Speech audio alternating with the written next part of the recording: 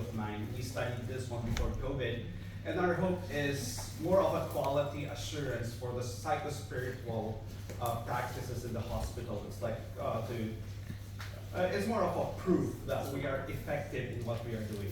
Her name is Reverend Pamela Lucas. She died prior. We're about to finish the research and hoping that it will go to an academic journal.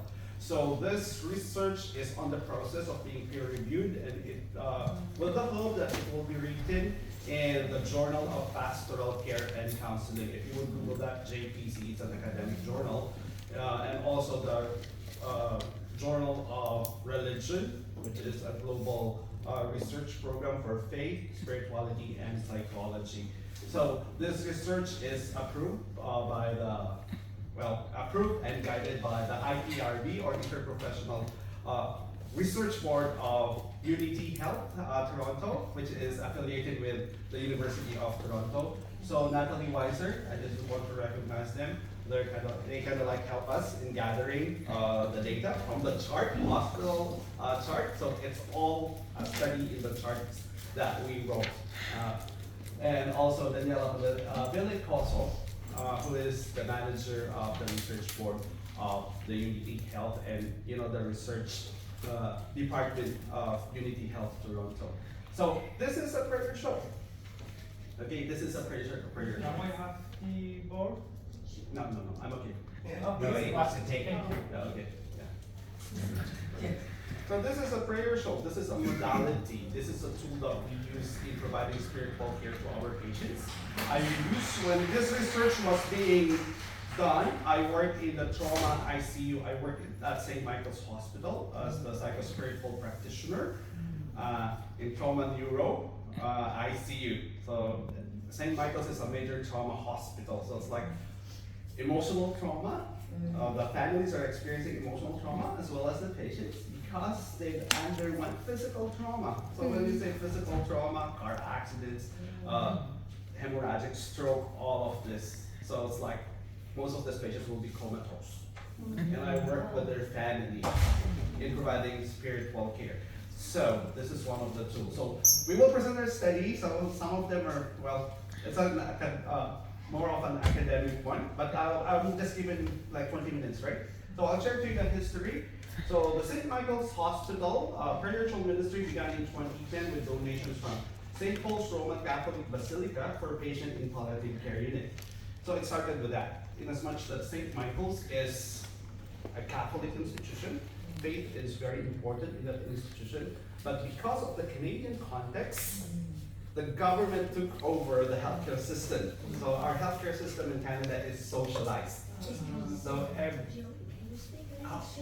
okay, sorry. Okay, so Unity Health Toronto is a Catholic hospital with 3 sites. One is St. Joseph, one is St. Michael's, and the other one is Providence. This was established by the St. Joseph Sisters during the time of diphtheria in Canada, because they were told to help, the Canadian government. And these are nuns. The St. Joseph nuns is like, if you would study church history, the nuns are pioneers in terms of providing care to people. Their goal is to take good care of these people who are having diphtheria, and some of them died.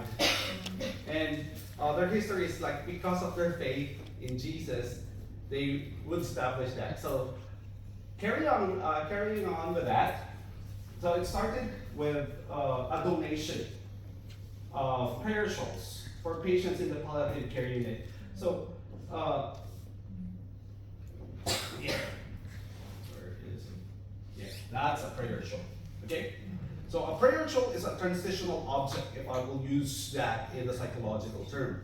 So, what is a transitional object? This is used to establish a sense of comfort and diminish anxiety in the absence of one's primary figure of attachment. So, prayer shawl is just one. A teddy bear is one. Okay? A picture of your loved one is a transitional object. Our Bible can be a transitional object. Your necklace over there. Okay? It's a tool. So, the purpose, a sense of comfort. Okay? Another, so prayer shawl is one of those. So the prayer shawl, these are knitted shawls. Who made this one? This one came from churches, from various denominations. You know, my friend Anne and Hope, they're very familiar with this. So in churches over there, and as well as synagogues, they have the so-called knitting club. And they create this one and pray for every patient. You know, so that's what they do. Okay? So this is one of our presentations. So this is one of my colleagues in the hospital. We have that photo presentation. So there is no set pattern or design for the shawl. They are hand knit or crocheted and are created with prayer and bless. You know, you don't know who that person is. But when you give this one, but prior to that is, because like for us, spiritual care practitioners, I'm certified with Canadian Association of Spiritual Care. Part of our training is in counseling and psychology. You know, it's like all the counseling, your active listening. That is so important. You know, you listen to them, to their grief. Then after that, you will use this as the transitional object. See, I'm in pain, I'm angry, I'm losing my foot. Because of the amputation, my husband is dying. So let me demonstrate it. So after my conversation, say with my friend over here, I would say, yeah, you're in pain right now. Is it okay that I can give this to you? And if that person speaks about God, then I will say, may this be a reminder of what we talked about. That God is your comfort. Can I place that on your shoulder right now? And can we pray? Okay. So now this is the utilization of the scripture and prayer on the right perspective. Because sometimes it's so easy for us to jump into prayer. First thing, listen. Then this is the transitional object. So this is my gift to you. When at times that you feel so anxious, you feel overwhelmed, hold on to this. Okay? So hold on to this. Okay? So that is the prayer shawl. Okay, I'll just move forward and let's see what happened to this. What is really the effect of this prayer shawl? Okay, so the purpose of the research is to understand the experience of patients and their support network receiving prayer shawl in an inner city academic trauma center. So that's St. Michael's. So we have like several clinics there, very high on academics because all the medical people from UFT, University of Toronto, would come by. So what is the aim of the research?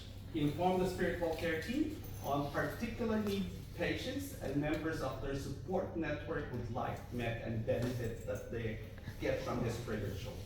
What is the benefit of this? Because sometimes it's like,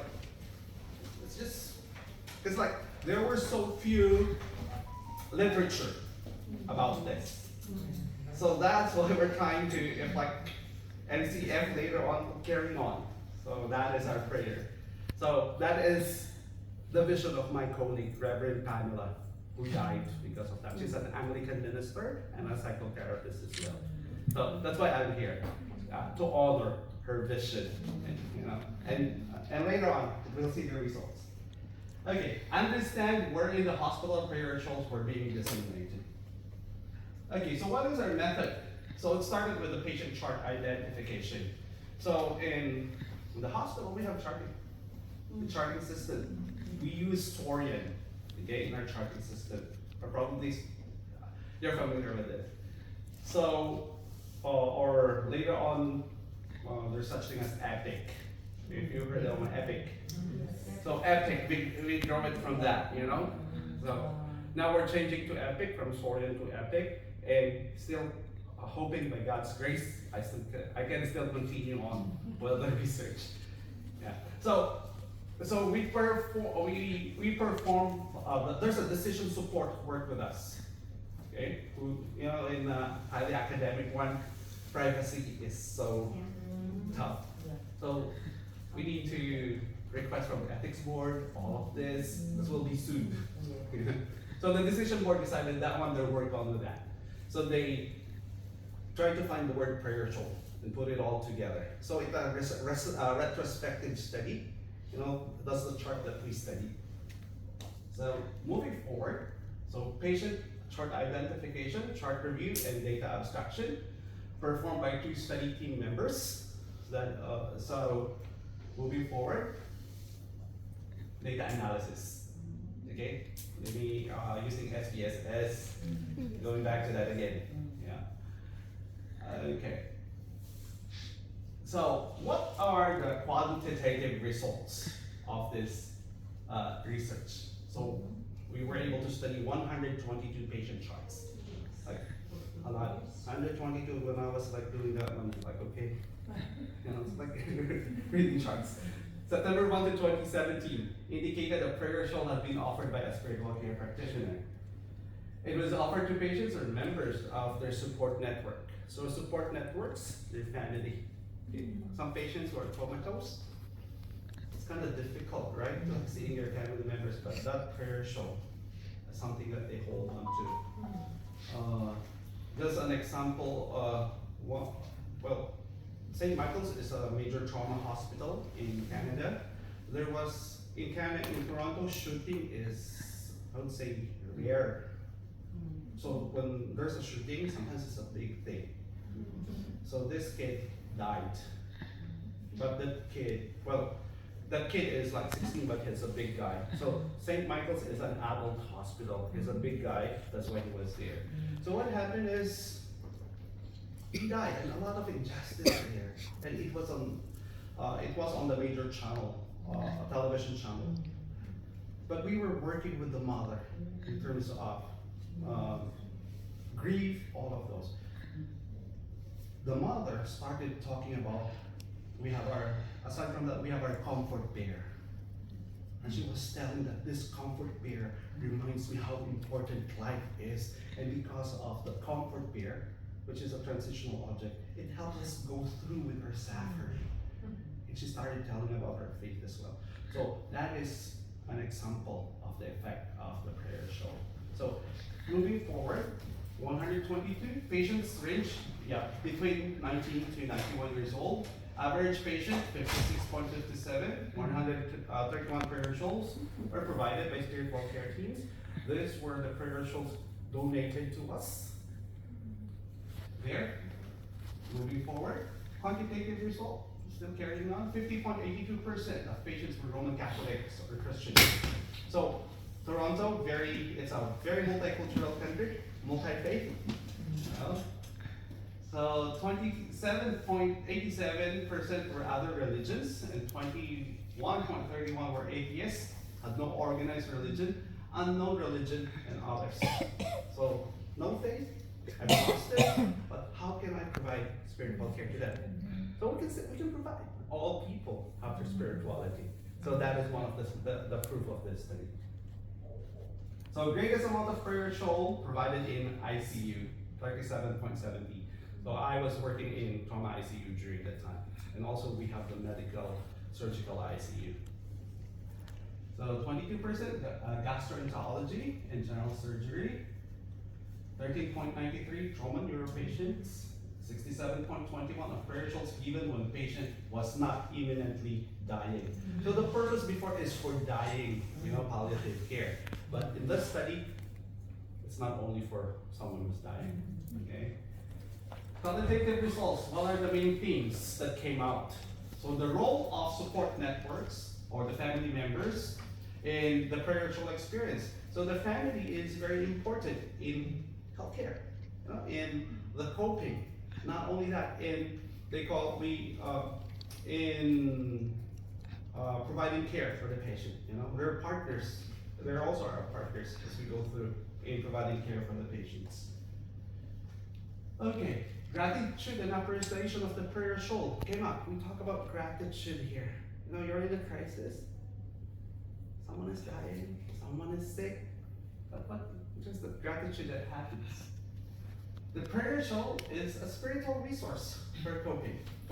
So that came up in this research. And the emotional journey before and after the prayer shawl is provided. What happens next? Okay. So, prayer shawls are beneficial to members of the patient support network. What does it mean? It speaks to facts that these individuals are also impacted by having their family member or friend in hospital and require appreciate support. So an example of this is a patient's mother. Okay, I'm just cognizant of time. Still have? Yeah, we still have 10 minutes. 10 minutes, okay. Just being cognizant. Okay. So, patient's mother noted while receiving a prayer shawl that it gave her a safe place to vent her emotion without the fear of being judged. So that's according to, because the chart that we've got it. I'm not being judged by my emotion. I can express it. Okay? Or that's I demonstrated it. But at times you give the prayer shawl and they started venting out. Okay? No judgment. I'm angry with everyone. Okay? So grief is what they're experiencing. And anger came out. But one thing is that prayer shawl helped out. Second, members of patient support network identify meaning in prayer shawl and rituals of giving it to patients. So prayer shawl are tangible, transitional objects that support network members can keep and use while waiting for updates for the healthcare team. So they can use that one while waiting for the update. So it happens. Remember our psyche? We use symbols. So that is something you hold on to. While waiting for the next update, what will happen? What will be the result of my diagnosis? Or what is the result of all those investigations? Yeah, tough, right? And all are traumatized. Moving on. An example of this. This is in the chart. Patient had the prayer shawl laid on him with the spiritual care provider and family all holding as prayers were offered for patient and his impending surgery. A lot of anxiety when there's surgery, right? Now you can utilize that. Now, going back to our context, multicultural, multi-faith, and it's working. It's working. So anyways, what you're doing, what we are doing, our emphasis on spiritual care, has what? Effect. And we contribute to the wellness of people. Okay? So, prayer shawl ritual was an act of blessing and comfort. So, another, it is a symbol of God's presence, love, and care. It is a tangible symbol. Another, this is in the chart, of God's presence and God's care. It brought calmness, peace, and look at that, good sleep.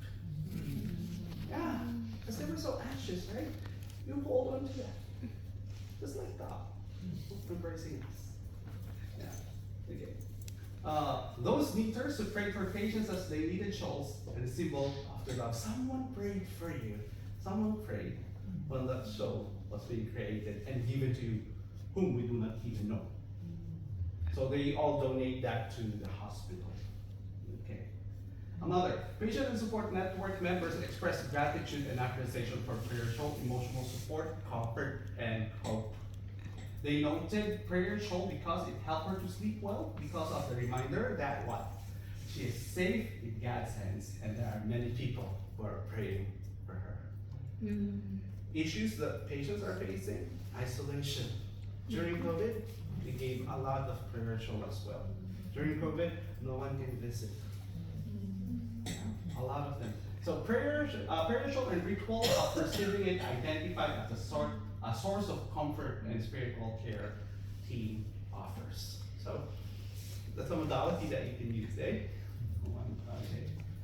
Okay. So prior to receiving a prayer shawl, what is that? Patient and support networks noted they felt sadness, fear, and anxiety after receiving. What is the effect? Comfort, support, hope, and peace. Okay? And you can carry on with your visit, your conversation. Remember? Talk therapy. Our words brings healing. And our listening ear. Okay? So the experience of time with a spiritual care provider while receiving prayer shawl was characterized as emotional support. Psycho-emotional support. You're free to express that, and we're here to be with you. Ministry of presence. Okay. Okay. So the discussions within this research were the following. They were disseminated in ICU. Receiving a prayer shawl brought a broad sense of hope, peace, and comfort. It represented God's presence and need and benefit of support for patients and support network. Okay, so okay, let me go to where is my where I think I'm on time. Kind of like bulldoze it. Question, clarification. Let me go to the last part. Okay.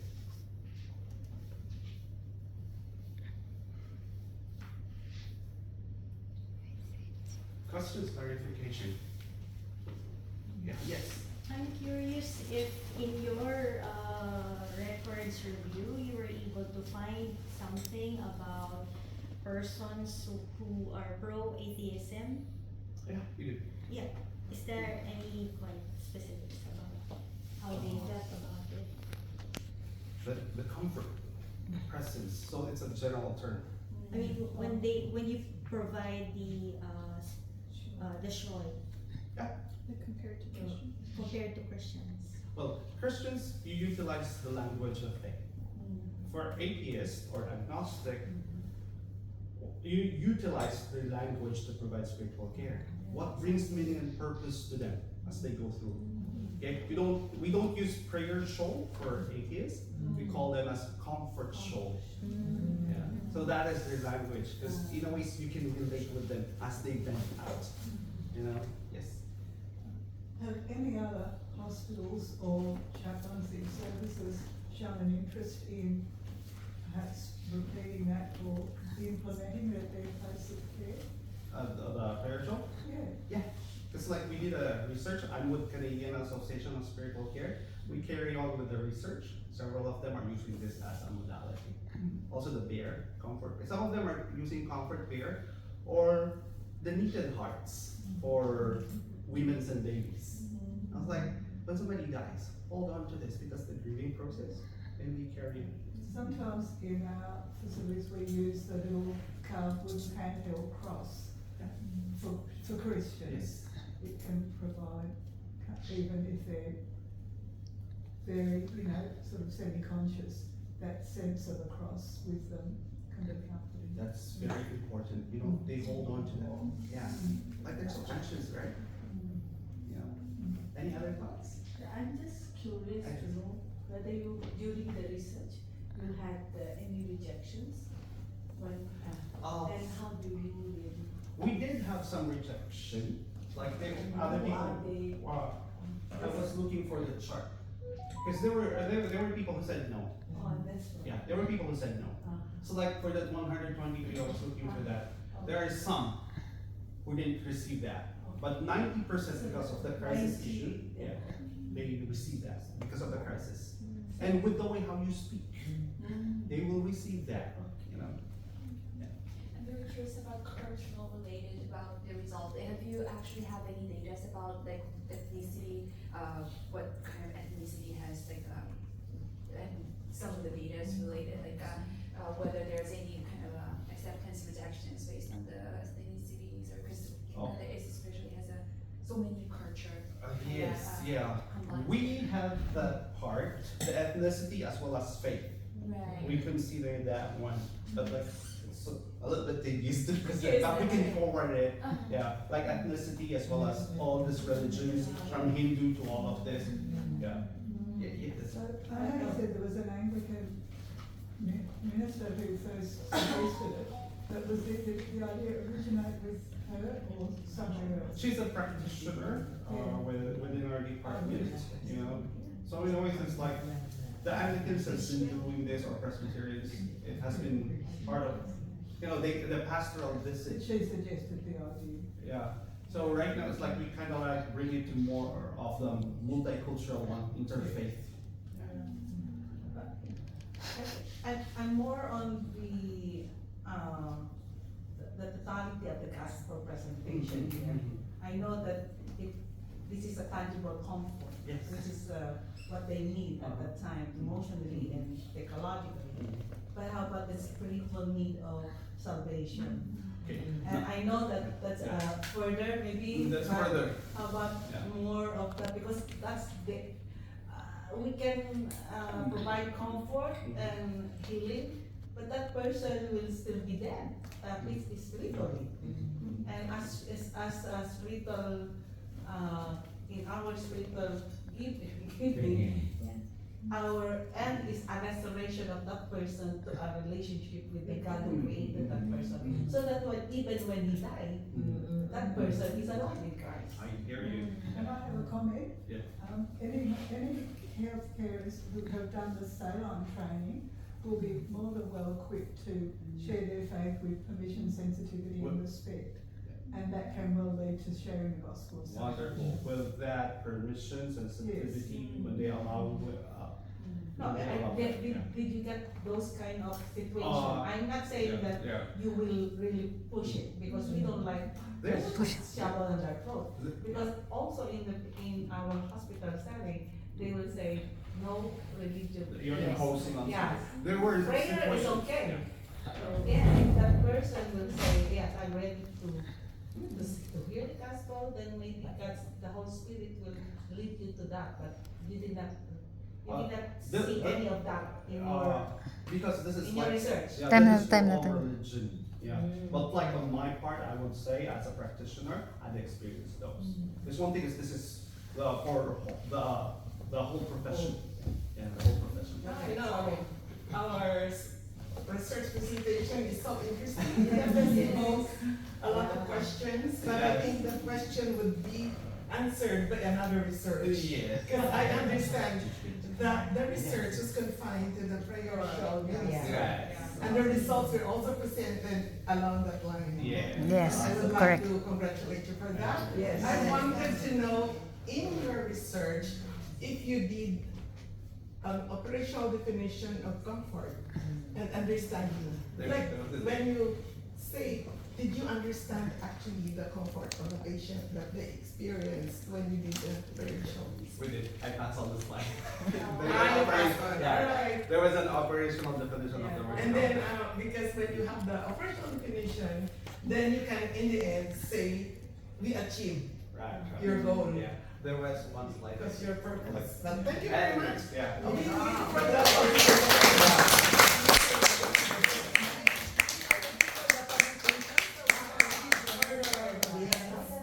That can help us to understand your research better. Yeah. Thank you very much for